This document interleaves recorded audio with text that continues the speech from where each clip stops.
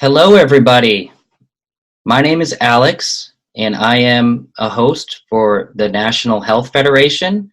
I am extremely excited today to have the president of the National Health Federation, Scott Tips, who's been a practicing attorney in the state of California for over 3 decades now, Yes. and also coincides with how long you've been a part of the National Health Federation. Pretty Longer much. than I've been alive.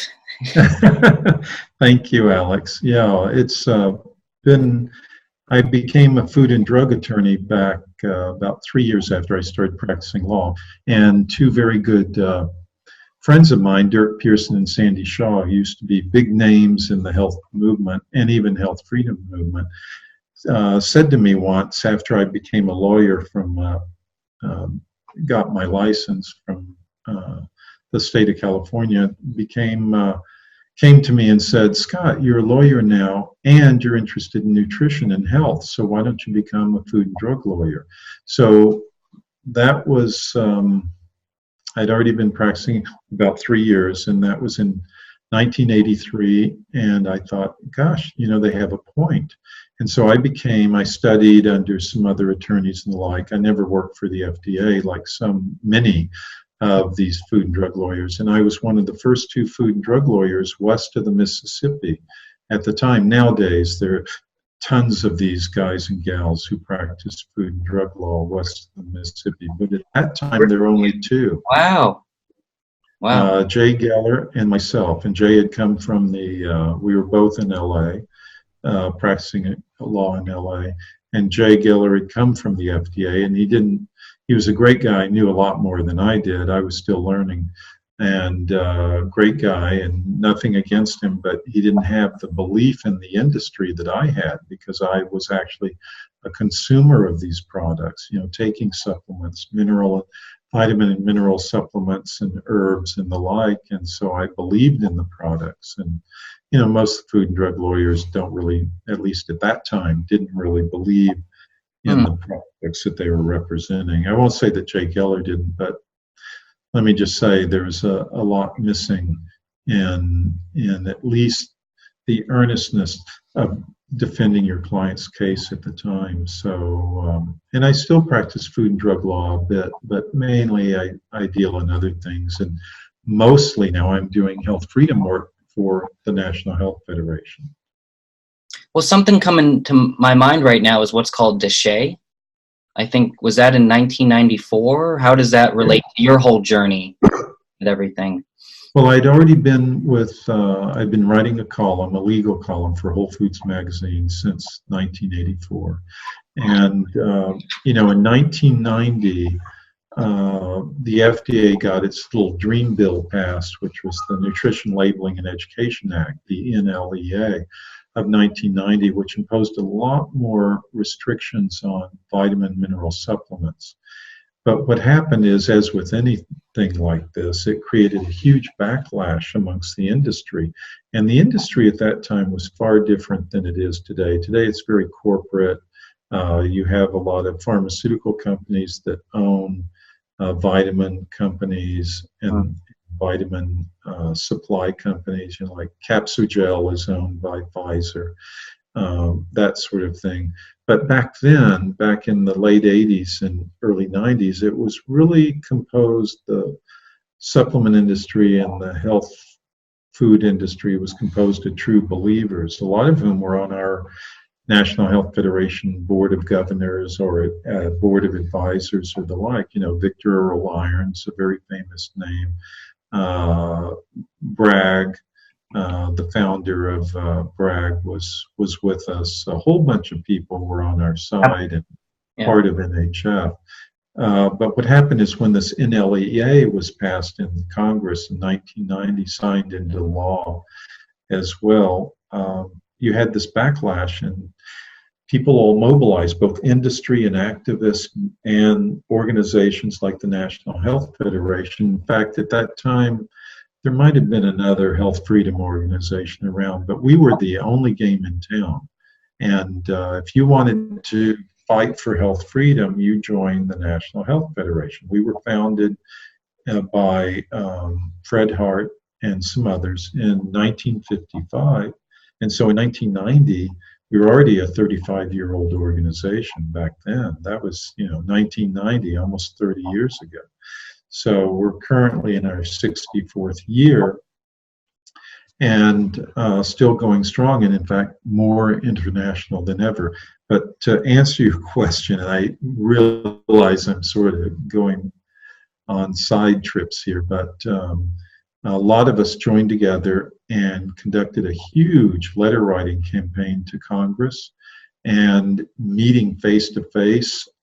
Joe Bassett was one of our board members, and Joe was really a fighter on this issue. He's from Ohio. And he got in there and would meet with a lot of the congressmen, senators, and the like. And we had our own lobbyist at the time who did the same.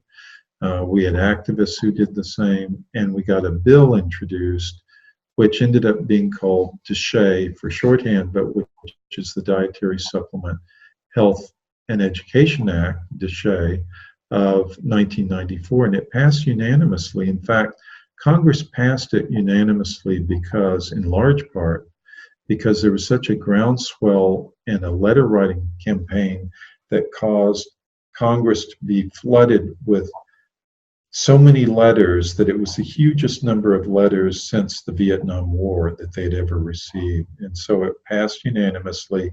To be honest, it wasn't the dream bill that we all like to depict it as.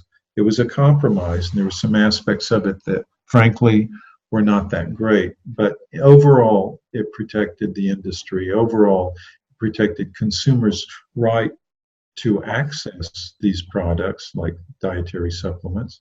And it's generally been very good there in acting as a shield. It's almost like, people talk about the third rail of politics, and like Social Security is the third rail, meaning on a railroad track, there's the electrified rail, and no one dares to touch that rail or they will be killed, at least politically. And so Social Security is often called the third rail of politics. Well, DSHEA is kind of a third rail of politics, and no one dares to touch it. In fact, we wanted to improve it. NHF did, back about 8 years ago, and we introduced a bill into Congress to improve it a certain way, but we didn't get much support from the industry for the couple of reasons. One, because the industry had changed; they were more corporate driven. I mean, they weren't true believers. They couldn't really care if they were selling supplements. If they could make more money selling shopping carts, they'd be in the shopping cart business. Those are, they're number crunchers and bean counters for the most part, not true believers. But we couldn't get support, and then others, so many of the industry were afraid that touching DSHEA would open a Pandora's box, that it would be changed again. And, to be fair, they had a little bit of a point there, because once DSHEA was being considered in Congress, then they might cut away some of the freedoms that had been granted. But I think, in retrospect, that our action, NHF's action, was the correct one, because I see now how the FDA is pulling away a lot of the freedoms, just chipping away and doing that. And the industry is way too compliant and too hat in hand and meek and mild about it. Not meek in the biblical sense, but meek in the modern sense. And this is a problem. So the freedoms are being chipped away from DSHEA in terms of the new dietary ingredients and the like, that we would like to see that would help people's health. Well, I see this segueing into Codex Alimentarius, and then also at this time, you were general counsel for the NHF. And then one thing led to another. You actually reinvented NHF as an international federation out of dire necessity. Yes. Kind of see this being, a stepping stone, the whole experience you had with DSHEA, and one thing leading to another. Well, it's true, because DSHEA protects supplements domestically.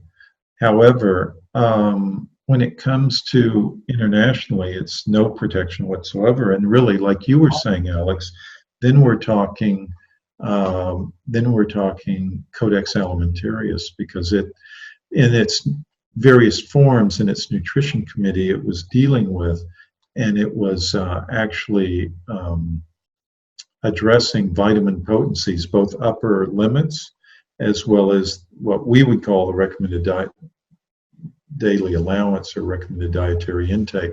But at Codex, they call the nutrient reference values, or NRVs. And that's a whole nother episode here of our show, but we could go into that quite a bit. But but it was interesting, and we had started sending a reporter to Codex Alimentarius meetings, which, just for those of the listeners or viewers who aren't familiar, Codex Alimentarius is an international body that establishes food standards for all its member states. And the current member states include virtually every country on the planet. And so it has a huge, huge impact. But Codex Alimentarius is Latin for food code. So it's just talking about food, not about medicines, not about herbal medicines, not about medical devices, not about doctors or anything like that, simply food.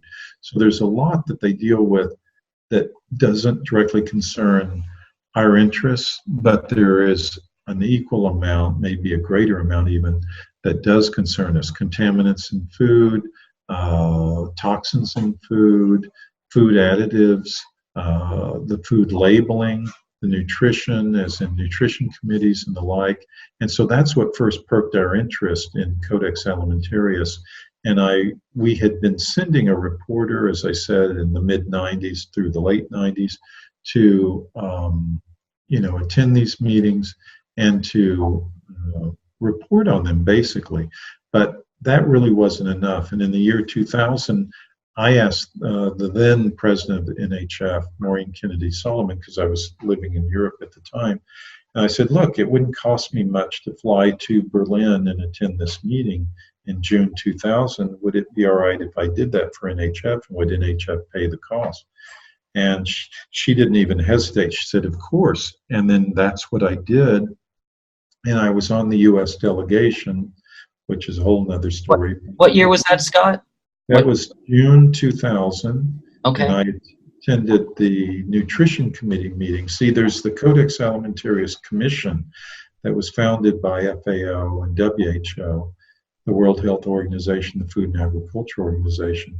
And that was founded in, well, essentially 1963 is when they really launched.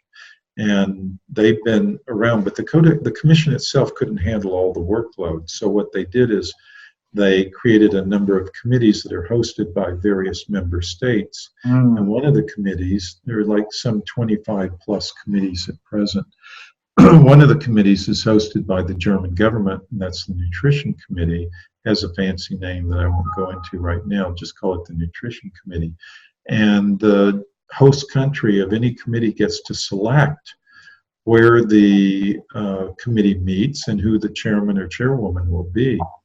So it's a very powerful position to have, but at the same time, they have to pick up a lot of the costs. So there's a cost and there's a benefit to the host country. In any event, Germany hosted the Nutrition Committee. I flew to Berlin.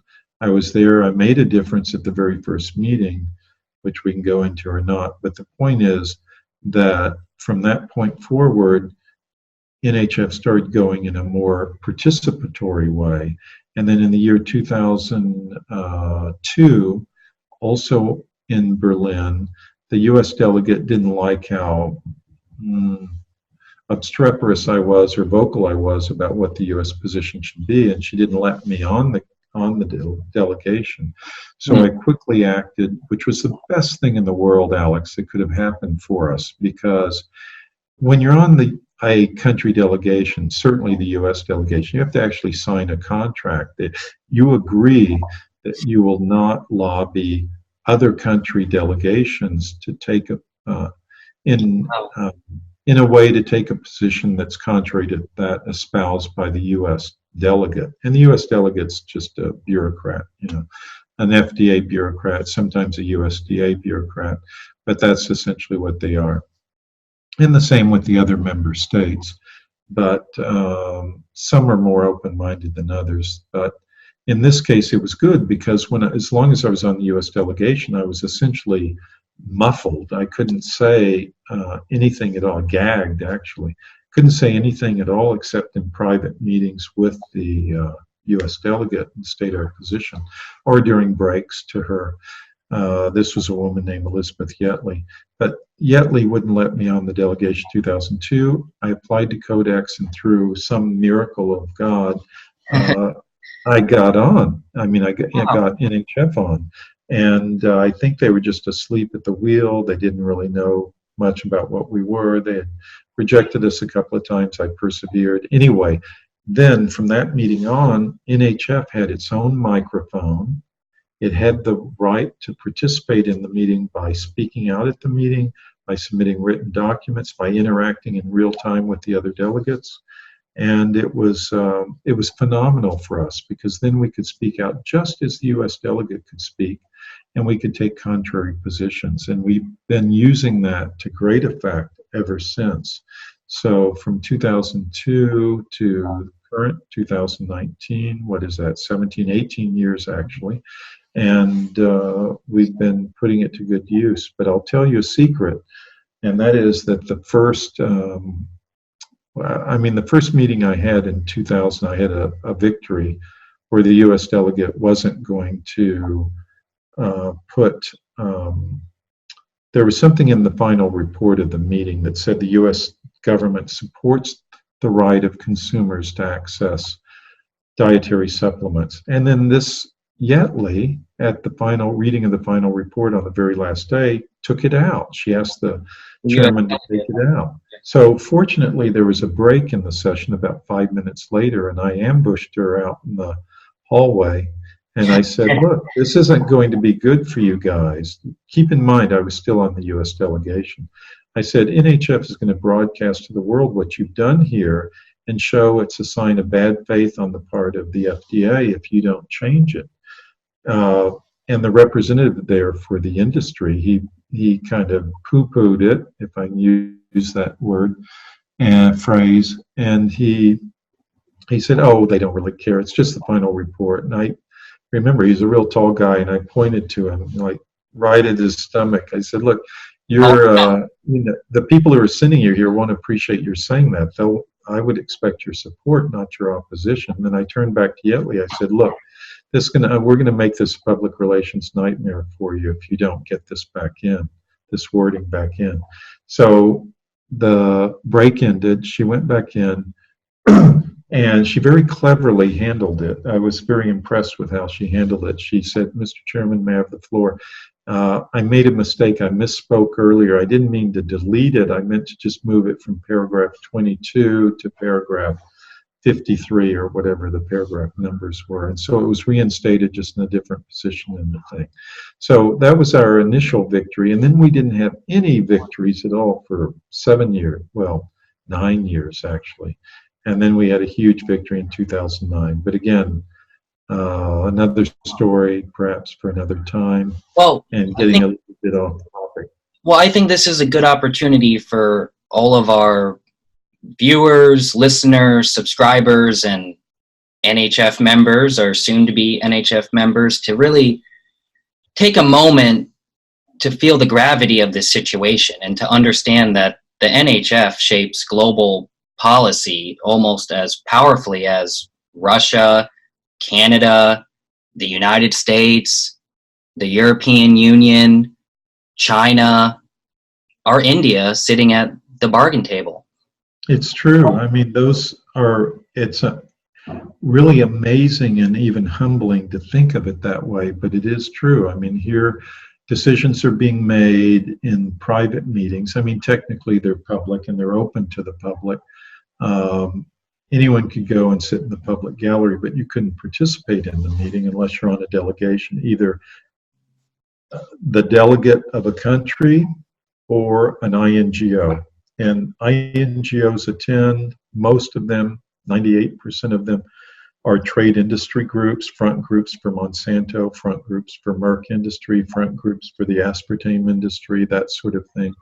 And then a very few are consumer groups like the National Health Federation. But of even those handful of consumer groups, maybe there are like 5 or 6 of them, the NHF is the only health freedom group at these meetings. And so we take a very unique position, or occupy a very unique position, and we take a very different approach to things.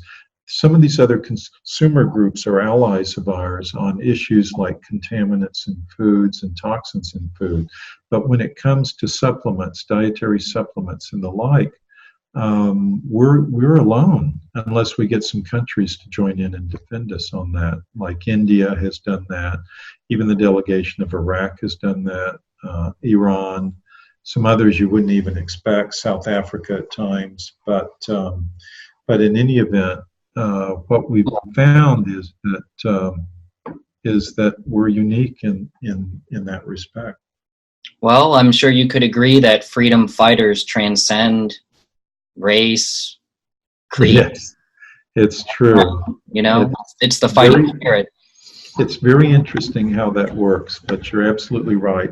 And then what happens, though, is that, and I mentioned some of these countries, but what happens is their lead delegate will change. So after a few years, they get promoted or move on to another job or retire or whatever. And so we're always dealing with a very fluid situation where maybe 1 year or several years a country is our ally, and then the next year after that they aren't, because they have a new person who needs to be educated or didn't have the personal health experiences that the previous delegate had. And so we have to start over again. So it's always a fluid operation going on there. And it's so it makes for challenging times. And we have a couple of upcoming meetings. We have the food hygiene meeting in Cleveland, Ohio, and then we have the nutrition meeting again. Usually these committees meet once a year in person. And the nutrition committee meeting will be in Dusseldorf, Germany. So we have that. Next year, we have the big meeting of the residue of vet foods, residue of foods, of veterinary drugs in foods committee meeting in somewhere in the United States at the end of May. So we have that going on, and that's a big one. But we've been there trying to not only protect humans, but protect animals, and we have a big fight on that. I was one of the first people to speak up at a Codex meeting in defense of bees and bee health. The National Health Federation, which is a consumer organization, just wants to express its concerns about this particular pesticide because of its impact on environmental factors, in this case on the bee population.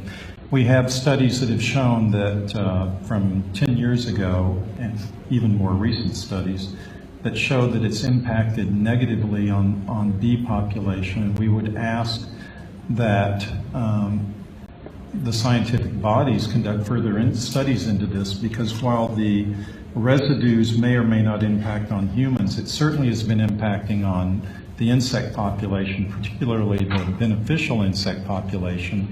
And we want to make sure that this does not, in turn, negatively impact the human population. And I think, fortunately, there's been a lot of recent discussion on this topic of the decline of bee colonies and the like throughout the world. And several nation states have been quite good about actually outlawing those pesticides that have negatively impacted the bee population. And I think it behooves us to be concerned here about what this substance will do to the bee population and ultimately the human population. So while it may or may not have a negative impact on humans directly, it will indirectly have a very negative impact. And this needs to be further studied. So we're opposed to advancing this to any additional step. Thank you. And that has been, it's been, like I said, a challenging experience. So,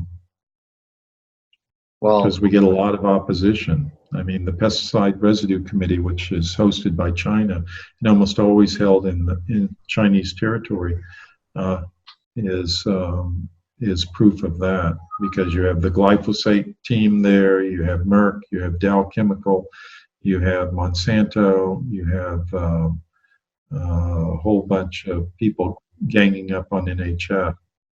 So, well, looking towards the future, but leveraging the present, how can some of the most immediate challenges also be hidden opportunities, when it comes to... yeah, that's very true, because what's happening is we're also educating a lot of people and highlighting the dangers that are going on. The Codex Secretariat has been wonderful in their treatment of us. The Codex office, they treat everyone fairly. They treat industry and consumers groups the same. And I've been very impressed by that. The chairman and the chairwomen are hit or miss. Sometimes they're vehemently opposed to us, so much so they refuse to call on me to speak. And then other chairmen and chairwomen are quite fair and go out of their way to accommodate us and others. It really is hit or miss on that. But we've had a good number of victories, which I can go into in another session perhaps. But it is important we're doing that. We also deal with other issues on the vaccine front and water fluoridation, the supplies of water fluoridation. We were the organization that got Laetrile legalized in over 25 states in the U.S. We were the ones who got chiropractors licensed and protected from the American Medical Association through our campaigns back in the 50s and 60s. Even the same thing with acupuncturists. And this is something we've done. Basically, what the NHF believes in is the individual's right to choose for himself or herself what medical treatment or what supplement or what drug they want to take to make their health better. And it cuts both ways, and this is what people need to understand, because there will be people who will be convinced that chemotherapy, for example, is the way to go to treat their cancer, and we support their right to do that. We may not agree with them in that, but it's their life, it's their body, and it's their choice. We'll try to educate them that there are some other alternatives with far fewer side effects and far greater efficacy rate.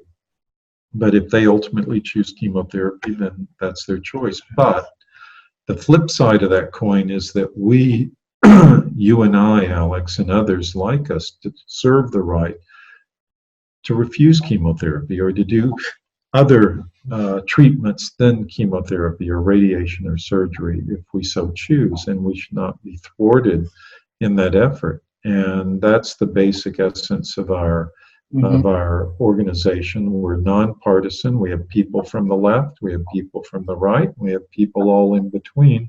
And what unites us and joins us is this belief in our inherent right to choose for ourselves what we want to do with our bodies and the treatment of any illness we may suffer, or even, actually more importantly, the prevention, the substances and things we can do to prevent ourselves from getting ill in the first place. And part of that is avoiding the toxins and contaminants in our food, avoiding the 5G rollout that's happening with these electromagnetic fields that are making people increasingly sick. All of these things combined, I mean, there's a whole laundry list. And if people go to our website, which is thenhf.com, you can read up a lot more about what we do, thenhf.com.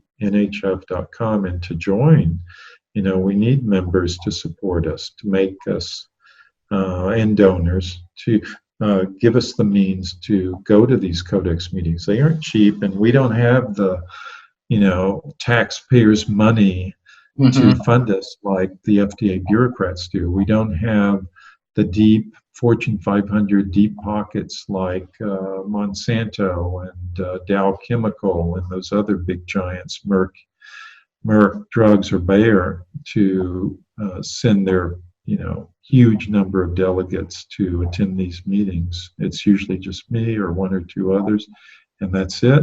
And we go to these meetings and we make a difference. We really, honestly, Alex, we punch far above our weight at these meetings and these things, and people are actually afraid afraid to hear NHF speak. At least our opponents are. As they should be, especially when you're sometimes challenging what could be considered, manufactured consent, which I'm sure we'll do in other videos. But I would really appreciate it, and I'm sure our viewers, subscribers, and NHF members would love to learn about. It's called the Millionaires Club of NHF. Oh, no, the $1 Million Club. $1 Million Club. Can you please? I wish it were the Millionaires Club, but $1 Million Club. These are people, who give $1,000 total to NHF, and then because we get enough of those people and it equals $1 million, but they either pay $1,000 lump sum or they pay $100 for 10 years or any variation on that theme. But it's very interesting because, should I show the list in the magazine, or would that be appropriate? Okay, let's see if I can find it in the latest issue. Anyone who joins our organization, they get the magazine, and this is the latest issue. But part and parcel of it. You're editor-in-chief of it. I'm the editor-in-chief. The buck stops here, kind of thing. I can see that. Great, thank you. The $1 Million Club, and these are people who have, completed the payment like that and donated to us. And quite honestly, they're the ones who keep us going. And also, they're the real unsung heroes. But the interesting thing, Alex, is that they realize, but a lot of other people don't realize, they realize how they can make almost a direct effect. Like when I was able to stop, again, I'm kind of bleeding into this story that I was saving for another time. But when it went and spoke out on this at this meeting, a Codex Nutrition Committee meeting, coincidentally 10 years ago in Dusseldorf also, I was able to go there because certain gentlemen in Ireland, in Dublin, Ireland, donated $1,000, for that meeting, for that trip. So I get all the credit for speaking out and stopping a horrendous thing from happening at that meeting. But he was the real hero because he was the one who gave us $1,000 that enabled me to be there to speak the words. So, I won't name his name just because he may wish privacy, but he was and still is. But this is an example, a direct example. That's a powerful example, very powerful. Yeah, how he made an effect on the lives of 7 billion people in terms of keeping the nutrient reference values for vitamins and minerals from being dumbed down. He did it, just by that. So that's an example of how others can have the same impact, have the same result on 7 billion souls worldwide. Wow, that's incredible. Yes, and he did that. So anyway, anyone can do that. Even the people watching this, they don't have to give $1,000. Maybe 10 people give $100, but the effect is really ultimately the same. Well, thank you so much, Scott. I don't know if you have any closing words. I know you're, very busy professional, so I want to make sure that, you're able to continue on with, the rest of your evening. But I look forward to, future shows, just like this. And you elaborating a little bit more on, some details, because obviously this was a very compact, show. We don't want to overwhelm all of our viewers, because I'm still doing my best, to assimilate all of this knowledge. But it's great to just kind of have more of an understanding of, the background of the NHF history, your role in it. Like I said, I'm 29 years old, so just to be fortunate to have known you for almost, a decade now. Yes. To realize how you've been, practicing, attorney for 3 decades and part of NHF, and working your way up to now being the president for almost 13 years. And I love the nickname that, that I love calling you, Tip of the Spear, because that's the way I see it, That's a good one. Tip of the spear. Well, thank you. It goes with my last name, I guess. But I guess the closing words are get involved. This program is the start, the episode 1 of a whole series of episodes. So there will be more. I know you'll be interviewing some important people in the health freedom movement and in health in general. We'll have them on the show, and people will be able to learn a lot from it. So all I would say is stay tuned, get involved. Please donate to NHF, and at the end of this, there will be a screen that will show you where you can go. I said it orally, but you can also see it written form up there. And sign up for the newsletter to help keep you informed of what's going on at Codex and elsewhere. We promise not to spam you. We don't sell, trade, exchange your email, address or your name with anyone else. And donate and join. Please get involved, because you're really the ones. We're the insurance policy for you guys and gals out there. Without your support, we don't exist. So thank you, Alex. Thank you very much. You're welcome. And I just want to remind everybody about this opportunity to really make a difference, and not just the lives of individuals or families or neighborhoods, communities, but to really make an impact on the entire planet. So, yes.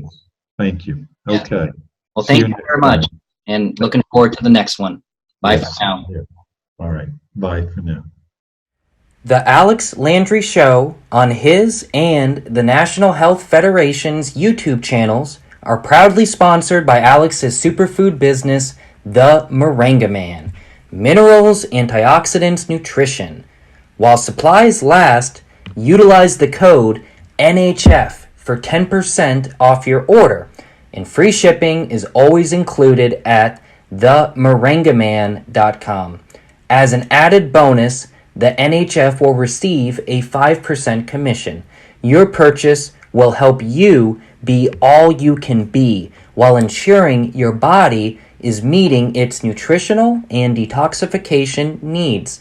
It also will ensure that the NHF's needs are met to unleash the NHF's potential, since the NHF has the power, experience, and the ability to transcend local, state, and national governance.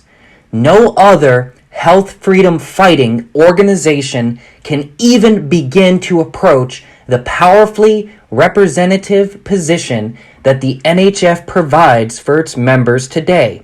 The NHF is your voice for health freedom, the only voice that is respected internationally, where the decisions are made that impact and affect you and your loved ones right now. If you aren't a member yet, then please become one today. We also have a $1 Million Club, which is currently at 26% of its goal. 1,000 NHF members, each contributing $1,000. Please make sure to like and comment on this video to help YouTube's algorithm. Together, we can distribute this powerful knowledge around the globe. It would be great if you could subscribe to both our channels as well, and smash that notifications bell to stay up to date.